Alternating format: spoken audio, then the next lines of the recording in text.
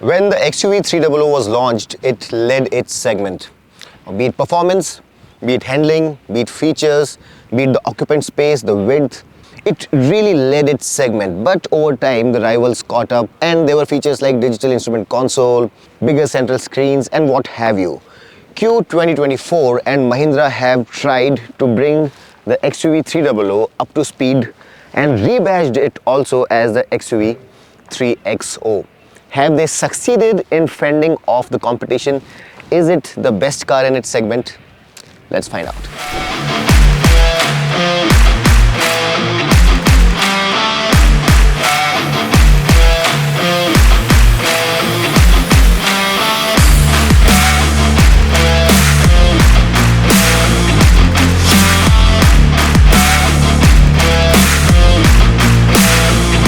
Now, before we talk about the looks of this car, we have to get done with some technical specifications like its wheelbase, its width. And the good news here is that the 3XO retains its qualities and has the most amount of occupant space inside. This is thanks to its segment-leading wheelbase of 2600 mm. It offers the most amount of cabin space. Now, be it the distance between the front and rear occupant, leg room, knee room, or the space for the rear three occupants to sit abreast, the XUV 3XO is going to offer you the most amount of cabin space. And that essentially is down to its fantastic wheelbase. On to the looks then, and I know that the looks have been rather polarizing. Not everyone has liked the looks of the new XUV 3XO, but I would really want you to let me know what you think of how this car looks. Now, the bonnet is not as imposing as before because the visibility has improved and the viewing angle is now wider so that the visibility from inside is much better. The bonnet gets these muscular creases and the front of the car essentially has completely been changed. It now gets this piano black applique here with the Mahindra logo and these three vertical chrome slats on either side.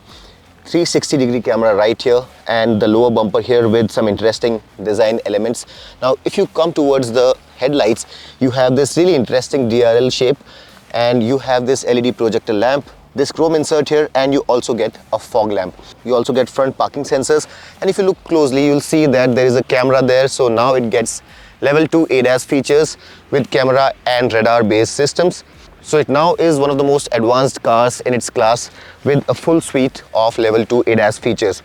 So up front, it looks not as imposing as before to me. The bonnet has been brought down a little bit and the brawniness of the car, to me personally, has gone down a little bit. What do you think about the front of this car? Do let me know. Coming towards the side, it gets segment best 17-inch wheels and the wheel well is filled rather well by the wheels, and the tire size here is 215 section. You get this TGDI automatic branding here and there are 8 colors to choose from, and the top of the line AX7 variant is available in 2-tone colors, and this one seems to be the brand color for the XUV 3XO. The ground clearance is 201 mm, which is more than sufficient in my personal opinion.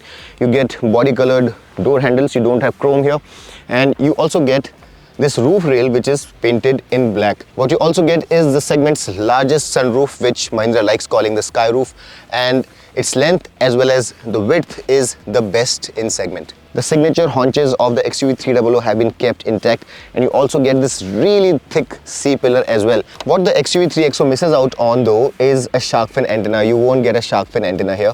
You get this really nice spoiler here, and when you look at the tail lamps, this gives you an idea of what future Mahindra cars are going to be looking like, including the born electric cars, and it gets this connected LED setup. Although these two lights here are not LEDs, they are still bulbs. I really would have liked them to be LEDs as well. Now, an interesting part of this rear tail light setup is that you won't be able to see where the blinker is until you engage it, because it's very neatly hidden in the red colored light itself, and it's visible only when you turn it on. You get the XUV 3XO branding here. This is the top of the line AX7L variant, so you get that branding here. You get 2 sensors at the rear, and you have this rear component of the 360-degree camera as well. You also get these silver inserts here, and overall it looks very, very wide and muscular and much brawnier at the rear as compared to the front. Now, as I mentioned, the feature list on this car has been significantly upgraded. And you now get this 360-degree camera unit, and it also incorporates the blind spot identification system. So when you turn the signals, you get projection of your blind spot on the instrument console as well. Now this is the top of the line AX7L variant, and obviously on the lower variants you'll have smaller wheels and you won't have these LED lights. So of course there are going to be differences when you look at the lower variants, and we are going to be doing a different video where we'll let you know all the differences between all the variants. It's time now to get inside the cabin and see what's there and what's missing. Now the key is the familiar Mahindra unit, and of course it's keyless entry, so you don't really have to take the key out of your pocket. You do have to press this button though and open this door, and you'll realize something special. There are soft to touch materials here, which generally is not the case in cars. Here you also get this nice contrasting stitching here, and the color of the plastic also is quite bright and to my taste. The quality of the plastic also is pretty good. You get this soft armrest, and another interesting thing is that you have space for 2 full 1-liter water bottles and this map pocket here. I don't see a puddle lamp here though. You get folding mirrors which are electrically adjustable, and the driver's side window is auto up and down, while the rest of the buttons are not one touch. Now get inside this car and you realize that the seats are very comfortable. The entry is very easy, so even if you're short in height or if you're someone who's at an elderly age, it would not be all that of a problem. But there are 3 things that are missing in this car that I want to talk about at the outset. First, it does not have electric seats, which is available on some of its competitors. Second, it does not come with paddle shifters on the automatic variant. Again, a feature which is available with some of its competitors. And third, and a very important one, a rather strange omission for me, is that it does not come with ventilated seats. So those are 3 features which are missing here. Apart from that, this cabin is loaded to the gills with features, and let's talk about those features now. So now it gets these 2 10.25-inch screens which look rather nice, and the resolution is really good. The touch response is also fantastic, and not just that, the audio system also here has been enhanced. It now comes with a 380-watt Harman Kardon system with 6 speakers and 1 subwoofer, and it has really been tuned very well. I listened to songs, some of my favorite ones, and I really loved how it sounds. It also gets a 9-band equalizer, and what I really love about the system is that the crispness of the sound is just balanced. The bass is balanced. It doesn't feel overly bassy, and if you're an audiophile, you're definitely going to love it. What I did not like too much is this branding here. The Harman Kardon branding here has been just stuck on. It doesn't feel like that it's going to stay for too long. It might just come off. So that's one thing that probably could have been done a little better. You also get this 2-zone AC, which is fantastic, and you also get these hard buttons. So this button here is for the camera, and let's have a look at the camera system as well. So now it gets a 360-degree camera, and as you can see here, you can take pictures whenever you want, and you also have this 360-degree view here with guidelines, and you have various different views as well. So you click here, and right now you are getting a view of the front. From here you can get a view of the rear, front left tire, front right tire, and this is a top view of the rear, so you can know exactly what is behind the car, similarly what's exactly in front of the car. And here you have the 3D view where you get a projection of the car.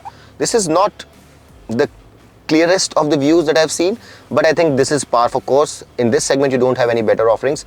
More premium segments have more fluid cameras and better resolution also, but I think this segment, this system is pretty good.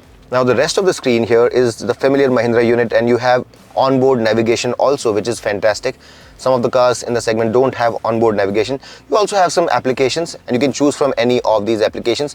You also have onboard storage, so you can download and keep some of your favorite songs stored on the drive, so that you don't have to connect to your phone whenever you want to listen to your favorite music. Let's have a quick look at the audio also, and you have this 9-band equalizer, and you have various different features within the audio system, and I really like this audio.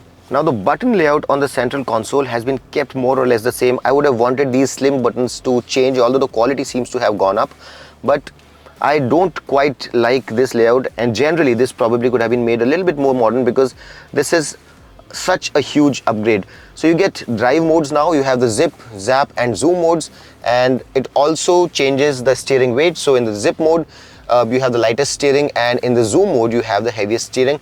How it feels while driving, I'll let you know once we talk about the driving dynamics and the performance of the car.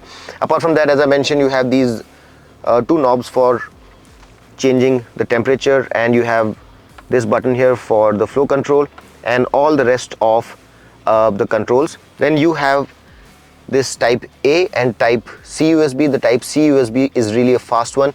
You get wireless charging, and of course now the instrument console also is a 10.25-inch screen. Now the good thing here is that it's very familiar. If you have used the Mahindra XUV 3XO, it should not be very difficult for you to understand how it works. And in settings, you can go to driver assistance, and all the ADAS features are visible here. So whether it's adaptive cruise control, emergency brake, lane keep assist, or smart pilot assist, all of this can be controlled from here. It also comes with high beam assist, which is a fantastic feature to have. It also comes with road traffic sign recognition and tire pressure monitoring system as well. And the controls for ADAS are placed right here, so you can increase or decrease the distance from the car in front of you using this button right here. You can also change how this instrument console looks by going to display layout, and you can choose from normal, information and minimal modes. You'll also get navigation on the screen so that you don't have to take your eyes away from the road, and you can just nod your head and have a look at the navigation system as well. Now the dashboard quality here, just like the door panels, is also commendable, and all of this is soft to touch materials. You have this contrasting stitching here, and I really like what Mahindra have done with the dashboard. It really gives a very nice and premium feel. Then you have high quality plastics at the lower end of the dashboard, and you have this piano black insert with these dimples. Overall, it looks like a very premium dashboard. The quality and the premium feel of the cabin has definitely been lifted up, and even the upholstery, the quality of the leatherette material that's been used, the perforations, all of this is fantastic. It's a little light, so it might just get dirty, but it's easy to clean off as well. And I quite like what Mahindra have done with the interior. It looks nice, airy, bright and premium. The seat belts are also adjustable for height, and here you get these twin cup holders along with electronic parking brake, auto hold function, and this armrest where you have a reasonable amount of space inside. Not just that, the glove box is also reasonably sized, and you also get a cooling function. So that again is a feature which is commendable. To add to the sporty character of the car, you also get these metal pedals with rubber studs. You have this auto dimming mirror and a vanity mirror here along with illumination. And now let's talk about segment's best sunroof, which I'm pretty sure you wanted to know about. And you have these separate buttons for the blinds, so you can take the blinds off with this separate button. And the sunroof by itself is operated with this button here. And this is by how much the glass panel will go back by. And this is how you bring the blinds back. I find the seats very, very well cushioned. I am 5'10" and I really think that it supports my frame rather well. If you are a bigger frame, maybe these won't be wide enough, but for me, and I'm rather heftily built, I think they're sufficient, and they're one of the most comfortable that I've found in this segment. Now what Mahindra have also worked on is the safety of this car, and the cabin, the structure, the body in white has been further strengthened, and it comes with 6 airbags as standard, and even the basic variant will get 35 standard safety features. There are all 4 disc brakes, it gets 3-point seat belt for all seats, it also gets ISOFIX child seats with top tether. For active safety, this car gets VDC, traction control system, rollover mitigation, hill hold, hill descent control, brake disc wiping and electronic brake prefill. Now in terms of the structure, this car gets 10% of ultra high strength steel, 5% advanced high strength steel and 30% of high strength steel. Now I can do without electric seats, but I think a lot of you would probably miss the ventilation which is available on a lot of other cars. But apart from that, I think it's a pretty well equipped, well appointed and very high quality cabin. I really liked how it looks, but it's at the back seat where a lot of your families will be traveling, and we need to know how much space we have there and how much comfort too. The 3XO also gets the Adrenox Connect app, and you can connect your cell phone to your car using this app. Now just like the front, the rear door panel also has soft to touch materials, contrasting stitching. One difference though is that it gets space only for 1 bottle, unlike the front where you have space for 2. Now getting inside is as easy as the front, and the seat height is just about right for all ages, heights and genders. And as you can see, there is ample amount of knee room here, and my feet also have enough space for moving about, so the gap between the seat and the floor is sufficient for me to insert my feet, and that really adds to the comfort. Headroom is also pretty good, and even for the 6-footers amongst you, it should not be a problem. Now this seat's padding is also pretty nice, and it's one of the widest in its class, so you can actually seat 3 abreast here even for medium to long journeys. And it's also supported by the fact that it gets 3 adjustable headrests, 3 individual seat belts, and a twin cup holder as an armrest in case there's only 2 of you traveling. It adds to your comfort. If I really have to nitpick, maybe the seat swap could have been a little bit longer. And also a missing feature again here is that it does not come with the seat recline function, a feature which is available in some of the rival cars. And the ride quality here is also pretty good. Mahindra have worked extensively on the suspension system of this car and the insulation. I'll talk more about it, but all in all, the seat here does not leave anything to complain about. It's one of the plushest and the most spacious seats in this class.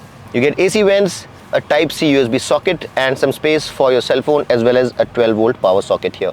You'll get a reading light, this handle, a coat hook, and the good thing is that the sunroof comes all the way back until here, not over the rear occupant's head, but once the sunroof is open, it really makes the cabin look really nice and bright.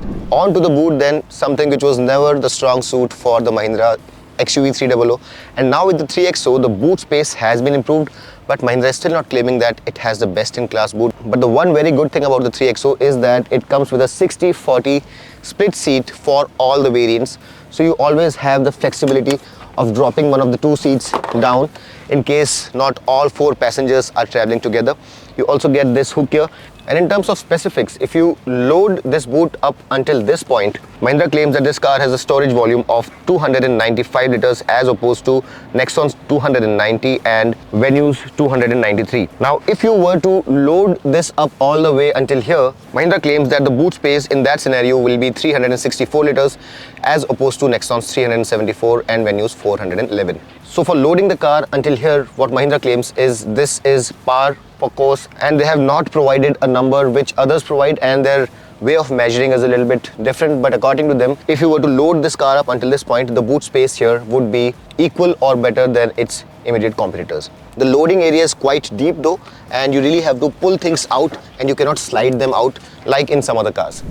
Now all of us know that the Mahindra XUV 3XO was a fantastic car to drive, and the 3XO makes it even better. Here you have 3 engine options, and the one that I'm driving is the most powerful petrol. This is a TGDI with 130 PS of power and 230 Newton meters of torque and 250 Newton meters with overboost. You have a less powerful engine also where you get 110 PS of power and 200 Newton meters of torque. And then finally, of course, you have the diesel also where you have 117 PS of power and a stonking 300 Newton meters of torque. Now the diesel comes only with manual and AMT, it doesn't get a proper automatic, while both the petrols get 6-speed manual as well as a 6-speed automatic, which is sourced from Aisin, and it works really well, puts the car in the right gear at the right time at the right revs. You really don't have to bother about manual shifts at all. Although I do miss paddle shifters here, I really would have wanted to have paddle shifters in an enthusiast friendly car like this. You can shift manually using the lever also, but that's one omission that feels a little off for a car which is so nice to drive. Now this engine, at idling speeds, you can really feel that very faint 3-cylinder thrum, or when you take it past 3000 RPM, you can feel that there is a bit of harshness. But in the mid revs, in the low to mid revs, it feels very smooth. But more importantly, it's extremely tractable. It has the best in class torque, and right from 800-900 RPM, it starts pulling all the way to 4000 RPM, and the overtaking acceleration that it provides in turn is absolutely fascinating. Of all the petrol engines that you have in this class, this really feels like the most potent, and if you're an enthusiast, you're absolutely going to love it. In the real world, you'll get a fuel efficiency of about 11 kmpl, and on the highway about 14-15 kmpl. That's not its strong suit, and if you want outright fuel efficiency, then this probably is not the best of the engines in the real world, although the ARA numbers tell a different story. What I also don't like about it is the somewhat artificial feel on the steering wheel. Once you put it in the zoom mode, it feels heavy, and you really can place it very enthusiastically, very confidently on the road, but it doesn't have that natural involving kind of a feel that you get from Volkswagen cars, so it feels somewhat artificial. And of the 3 modes that I have here, I think it feels the most natural in the zap mode, but still it feels a little bit artificial. It doesn't feel as natural and as involving as the Germans. The ride quality is absolutely phenomenal, and what Mahindra have done is they have incorporated frequency selective damping here. At low speeds, it gives you a very plush ride, and as the speed picks up, it just flattens out whatever is there on the road.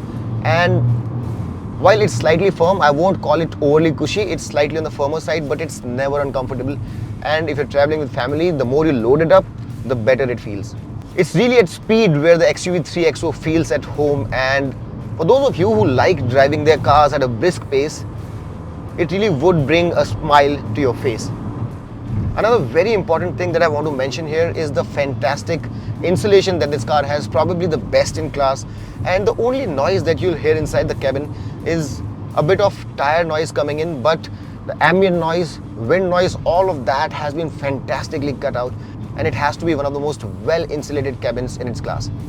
So I've put it in the zoom mode, and as I noticed, if you want to drive enthusiastically and using the manual mode, the tacho reaches 5000 RPM before it allows to upshift, and it doesn't hold on to gears. So that's something that probably would be of interest to some of you. And before I conclude the drive part, let's also very quickly do a 0 to 100 on this car. Let's build some revs and let's go.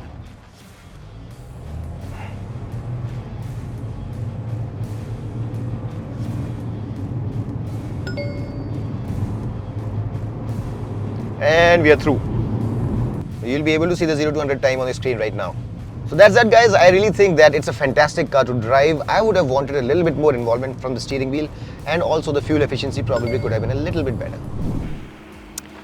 The prices of this car, all the variants, can be seen on the screen right now, and according to me, the strong points of this car are its robust build quality, the space that you get inside, segment leading performance, fantastic ride quality, fantastic noise insulation, and one of the best infotainment systems out there.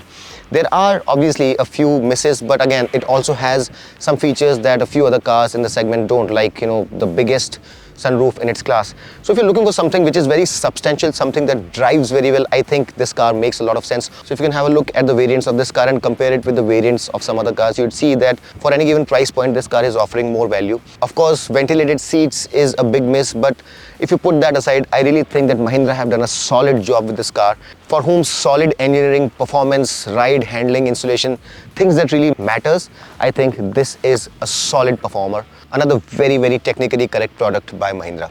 I really hope that you liked this video. If you did, smash that like button, subscribe to Motoroids, share this video with your friends who are interested in buying this segment.